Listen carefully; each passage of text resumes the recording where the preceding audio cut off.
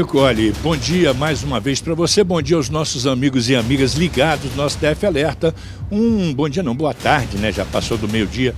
Um elemento de 37 anos de idade começou a cometer crimes desde 2014. Em 2014, ele teria cometido um estupro na região do Cruzeiro.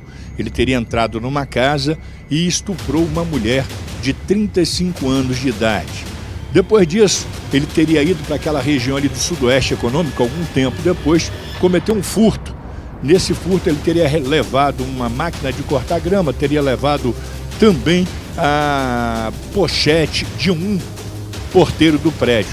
Só que ele vai para o estupro e esquece essa pochete lá no local. E a partir dali a polícia começa a investigar. Aí em 2019 ele comete um outro estupro. O primeiro estupro foi em 2014 na Ceilândia.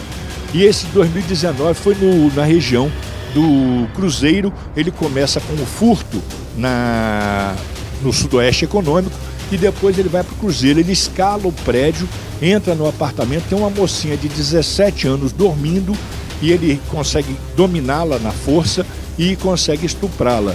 A polícia começa a trabalhar ali, encontra material genético e no trabalho de cruzamento de dados, eles conseguem associar esse estuprador a um outro estupro de 2014, quando uma senhora de 35 anos foi estuprada na Ceilândia.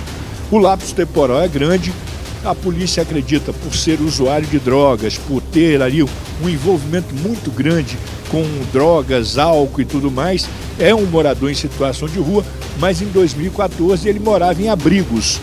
Provavelmente, nessa época ele saiu, cometeu estupro e voltou. E aí a polícia vai e começa a buscar detalhes, consegue a identificação, porque ele não tinha identificação.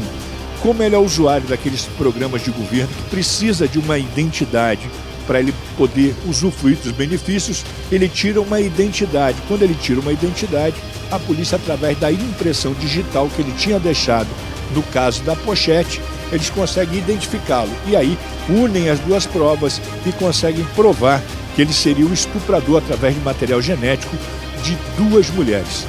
Nós estivemos na delegacia, conversamos com a doutora Adriana Romana, que é a delegada-chefe da DEAN, a DEAN aqui do Plano Piloto, e também com o doutor Samuel Ferreira, que é um perito criminal e diretor do Instituto de DNA Forense da Polícia Civil. Coloca na tela, por favor, diretor.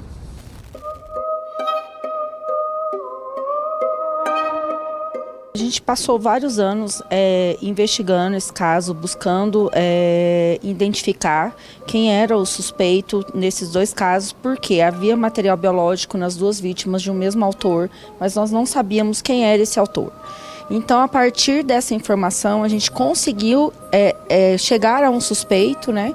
E agora a gente solicitou, representou pela prisão temporária dele, foi deferida, ele foi encaminhado para o IP-DNA, onde foi fornecido material biológico e confirmado que esse material que estava nas vítimas pertencia a esse suspeito. No mesmo dia que ele praticou esse crime de estupro e roubo em residência no Sudoeste, ele também havia praticado um furto num salão de festa do Sudoeste Econômico.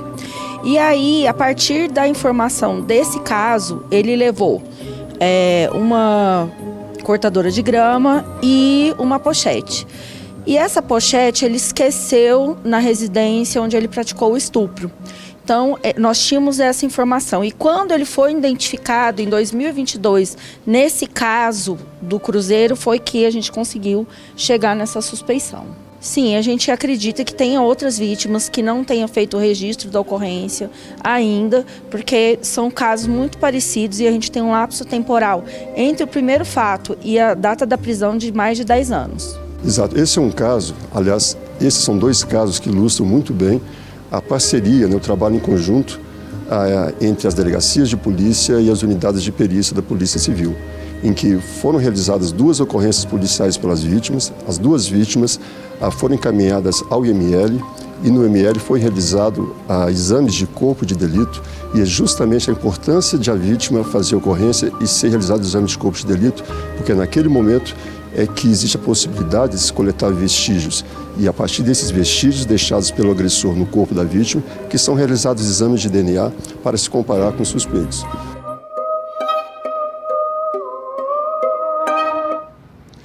Pois é, Nicole, nós conversamos com o Dr. Samuel Ferreira e ele explica que a partir do segundo estupro que o elemento cometeu, por isso que é estupro coletivo. Se a pessoa comete um estupro, é estupro. A partir do segundo, ele passa a ser um estuprador em série. Ele tem mais de um estupro. Não há necessidade de 300 estupros, mas a polícia acredita que com a divulgação da imagem dele, com a colocação da imagem dele para todo mundo ver, outras vítimas possam procurar a polícia, procurar as delegacias. O modo operandi dele era de subir, de escalar os prédios, escalar os apartamentos. Pode ser que tenha esse tipo de ação em algum outro lugar, ou até mesmo que ele possa ter arrombado ou entrado em uma casa.